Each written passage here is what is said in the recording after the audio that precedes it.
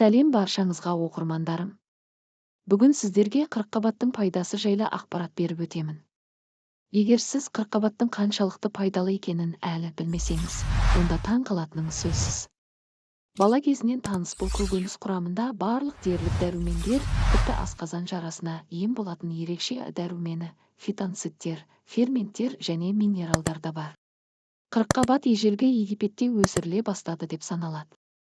Ол кезде қырыққабат ауқатты адамдарға арналған тағам ретінде белгілі болған және тәтті тағам ретінде ұсынылған. Қазіргі заманда қырыққабат ас үйдегі басты көкөніс ретінде танымал. Одан төмен калориялы дәрумендік салаттар жасайды, оны бұқтырады, қайнатады, ашытады және қайнатпа мен тұнбалар дайындайды.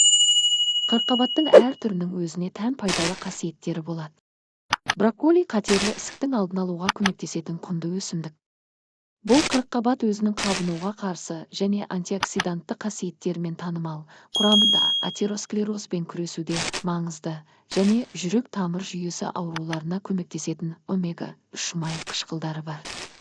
Брокколидің талшықтары асқазан мен 12 елешектің жарасының пайда болуына әсер ететін хеликобактериялардан шырышты қабықты қорғайды екен. Түрлі түсті қырыққабат диеталық деп саналады. Оның құрамында С дәруменінің рекордты концентрациясы бар, ағза оны оңай сіңіреді және қорытады.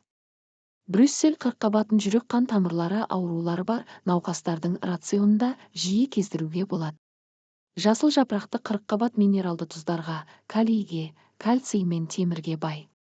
Өзіндік дәмге ие теңіз қырыққабатының құрамында йод, фосфор және натрий бар. Ол йод жетіспейтін қала тұрғындарының мәзірінде болуы керек. Қырыққабат құрамында витаминдер мен антиоксиданттар бар.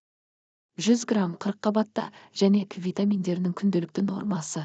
Әйелдер үшін пайдасы мол фолий қышқылы және маңызды омега-3 қышқылдары бар. Барлық компоненттер жүрек-қан тамыр жүйесіне әсер етеді және қант диабетінің 2 түріне де қорғаныс әсерін тигізеді.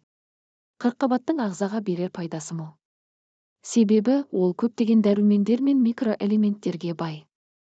Бірақ қырыққабаттың пайдалы қасиеттері мұнымен аяқталмайды. Кейбір ғылыми зерттеулерге сәйкес, қырыққабат қатерлі ісіктен қорғауға қабілетті.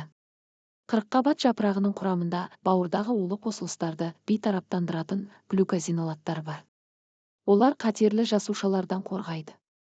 Осылайша қырыққабат онкологиялық ауруларды және сүт безі қатерлі ісігін болдырмайды.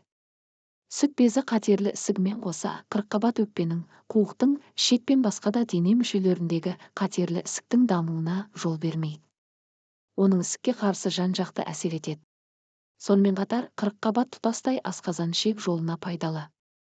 Хеликобактер бактерияларын басу қабілетінің арқасында қырыққабат асқазандағы жара мен қатерлі ісіктен қорғайды.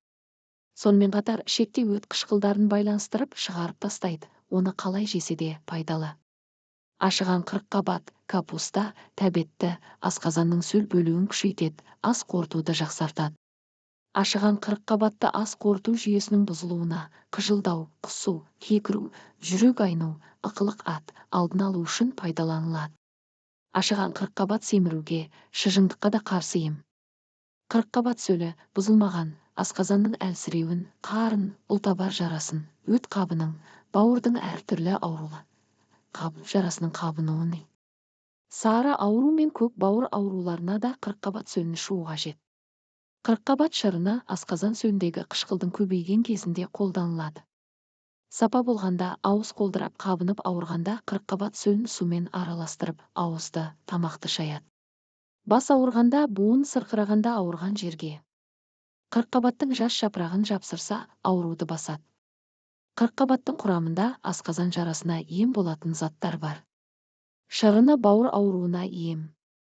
Оны ішкеннен кейін аурудың жанға батқаны азайып, бауыр қалпына келеді. Қырыққабат шырынының құрамындағы күкірт пен хлор, йод асқазан мен ішектің шырышты қабығын тазартады. Ол ұлтабар жарасында жазады.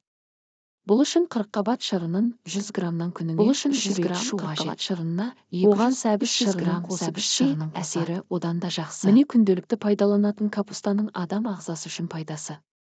Құрметті де сүйікті оқырмандарым, каналға тіркеліп, лайк басып, пікір қалдырып кетуді ұмытпаңыздар.